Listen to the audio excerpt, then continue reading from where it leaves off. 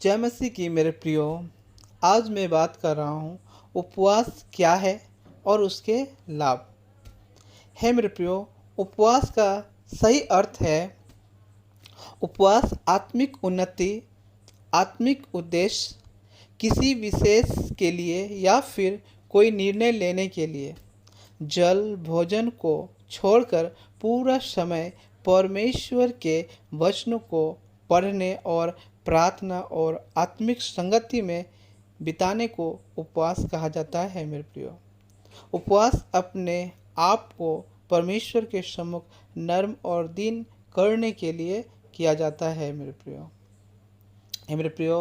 आप पवित्र बाइबल में देख सकते हैं जिस उपवास से परमेश्वर प्रसन्न होते हैं यशाया की पुस्तक में 58 अध्याय का 5 पद में, जिस उपवास से मैं प्रसन्न होता हूँ, अर्थात जिसमें मनुष्य स्वयं को दीन करे। है मेरे प्रियो, परमेश्वर का वचन ऐसा कहता है कि जिस उपवास से परमेश्वर खुश होते हैं, प्रसन्न होते हैं, वे उपवास क्या है? वो मनुष्य अपने आप को स्वयं को नर्म करना है, दीन करना है। मेरे प्रियो, अपने आप से बुराइयों से दूर रखना है, हर एक घमंड से, हर एक क्रोध से, हर एक लड़ाई से, हर एक झगड़े से, निंदा से अपने आप को उन सब से दूर रखना है। हर एक नशा के आत्मा से, हर एक जितनी भी कार्य है, जो बुराइयां हैं, उससे दूर होकर उपवास अपने आप को जब उपवास करते हैं तो अपने आप को नर्म और दीन करना है मेरे प्रियो। उसी उपवास से परमेश्वर प्रसन्न होते हैं मेरे प्रियो। है मेरे प्रियो, उपवास का लाभ। पहला, उपवास आपको अपनी आत्मा पर नियंत्रण पाने में मदद करता है। दूसरा, उपवास आपको परमेश्वर के साथ सही संबंध बनाने में मदद करता है। तीसरा, हमारे उपवास करने का प्रयोग किसी और के लिए आशीष का कारण होता है। चौथा, उपवास हमारे प्रार्थनाओं को परमेश्वर के पास पहुंचाने में मदद करता है। पाँचवा, उपवास के द्वारा परमेश्वर हमारा दुष्टता के बंधन को तोड़ते हैं। छठा, उपवास हमें किसी भी लड़ाई में विजय पाने के लिए तैयार करता है। सातवां, उपवास और प्रार्थना के द्वारा परमेश्वर हमारी आत्मा को तृप्त करता है। आठवां, उपवास हमें परमेश्वर की बात स्पष्ट रूप से सुनने और उसका मार्गदर्शन पाने में मदद करता है। नौवां, उपवास आपको शैतान को हराने में मदद करता है। 10वां, उपवास के द्वारा परमेश्वर कलीसिया को नर्म बनाता है। मेरे प्रियो, आज मैंने उपवास का 10 फायदे बताए हैं मेरे प्रियो। यदि ये 10 फायदे को ही आप अपने समझ जाएंगे मेरे प्रियो, तो आप आज से ही उपवास करना शुरू कर देंगे मेरे प्रियो। मेरे प्रियो, मैं उन भाइयों के लिए प्रार्थना करता हूँ जो उपवास में बने हैं और अधिक से अधिक उपवास से फ़ायदा परमेश्वर के द्वारा लें। और वैसे भाई बहनों के लिए प्रार्थना करें जो उपवास आज नहीं कर पा रहे, वे इस मैसेज को सुनकर, इस वचन को सुनकर अपने आप को तैयार करिए और उपवास में अपना जीवन बिताइए मेरे प्रियो। है मेरे प्रियो, आइए हम सभी के भाई बहनों के लिए प्रार्थना करता हूँ। हे पवित्र पवित्र प्रभु परमेश्वर पिता, मैं आपको धन्यवाद देता हूँ प्रभु। आप स्तुति के योग्य है, प्रशंसा के योग्य है, बड़ाई के योग्य है। आप ही की दया, आप ही की करुणा सभी पर बनी रहती है पिता। प्रभु, हम आपको नाम की धन्यवाद देते हैं। आपकी महिमा और प्रशंसा इसी तरह हमेशा बनी रहने पाए प्रभु परमेश्वर। वैसे भाई बहनों के लिए मैं प्रार्थना करता हूँ जो प्रभु वो मसीह में रहने के बाद भी पिता उपवास नहीं कर रहे प्रभु। हे पिता परमेश्वर, वे लोग प्रभु आपके ही प्रभु और बढ़ने के लिए प्रभु अपने आप को नर्म और दीन होने पाए प्रभु। हे पिता परमेश्वर, इन भाइयों के लिए दुआ करते पिता। प्रभु, वो उन्हें उपवास के लिए प्रभु उन्हें तैयार कीजिए पिता परमेश्वर पिता। उन्हें एक आशीष दीजिए, जो उपवास का जो प्रभु जिस उपवास से आप प्रसन्न होते पिता, उस उपवास में प्रभु अपने आप को नर्म और दीन करने पाए प्रभु। हे पिता परमेश्वर प्रभु, आप ही उन्हें और अद्भुत तरीके से आप उन्हें इस्तेमाल कीजिए पिता परमेश्वर, ताकि आपकी प्रभुता, आपकी दया उनके जीवन में बनी रहने पाए पिता। हे प्रभु परमेश्वर, मैं प्रार्थना करता पिता, आप उनकी आत्मिक उन्नति में आप प्रोग्रेस कीजिए प्रभु। उनके आत्मिक और जब प्रार्थना करें पिता, एक उद्देश्य के साथ करें प्रभु जी। और प्रभु जी एक प्रार्थना करें एक बड़े निर्णय के साथ कि मैं प्रभु मैं आत्मिक और प्रभु एक धर्मी व्यक्ति बनना चाहता हूँ, जिससे वचन प्रचार कर पाओ प्रभु। आपका सुसमाचार में प्रभु लोगों को प्रभु आपका सुसमाचार पहुँचा पाओ प्रभु। एक ये प्रार्थना जो वचन है प्रभु, एक प्रार्थना करें कि जो वचन का जो वेद बातें हैं बाइबल के, एक एक बातों को वो गहराई के विषय से वो सुनकर समझकर और लोगों तक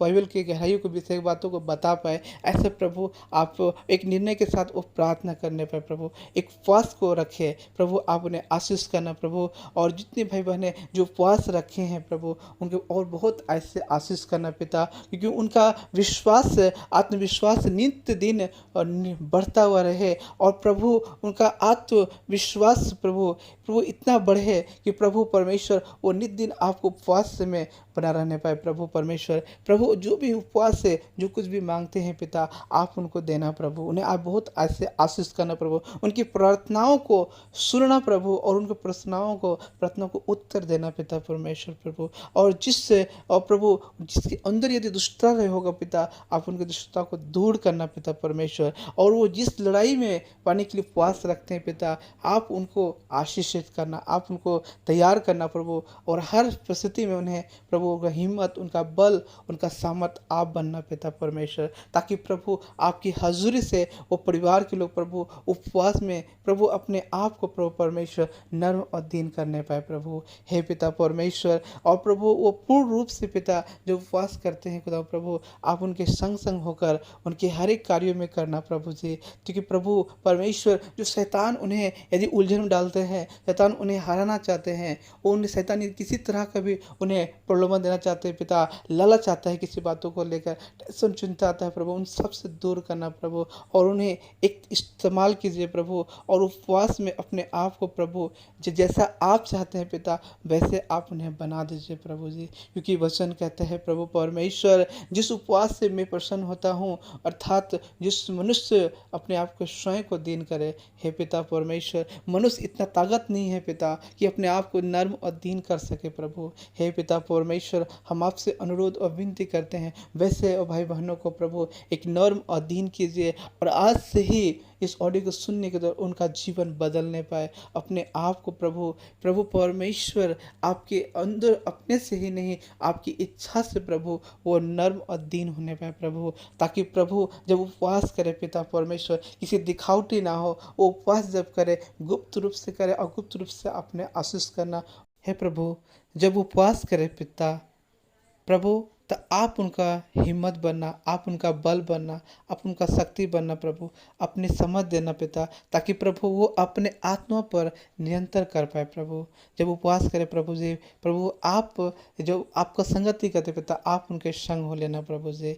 हे पिता प्रभु, ये वो कैसी भी परिस्थिति में होगा प्रभु, जब उपवास करे प्रभु, तो आपने दया और करुणा और अपना बुद्धि का ज्ञान प्रभु उन पर अपना प्रकाशन करना प्रभु, ताकि प्रभु एक संयम के साथ, धीरज के साथ, विश्वास के साथ, नर्म के साथ, दीन के साथ प्रभु, और एक प्रेम के साथ प्रभु उपवास जब करे प्रभु, आपकी दया इसी तरह हर एक भाई बहनों पर बनी रहने पाए पिता। क्योंकि प्रभु परमेश्वर पिता, बिना आपकी इच्छा से पिता कोई भी उपवास प्रभु उपवास नहीं कर सकता है पिता। जब वो उपवास करे प्रभु, तो प्रभु आपकी दया और सामर्थ उनके जीवन में होने पाए प्रभु, ताकि प्रभु उनके जीवनों में प्रभु आपका प्रकाशन होने से पिता उनका लाइफ प्रभु वो आत्मिक रीति से बढ़ता हुआ जाए, और प्रभु वो एक गवाह का जीवन होने पाए प्रभु। उनके उपवास से प्रभु कई लोग का जीवन बदलने पाए, उनके उपवास से प्रभु उनकी एक एक प्रार्थनाओं को उत्तर मिलने पाए,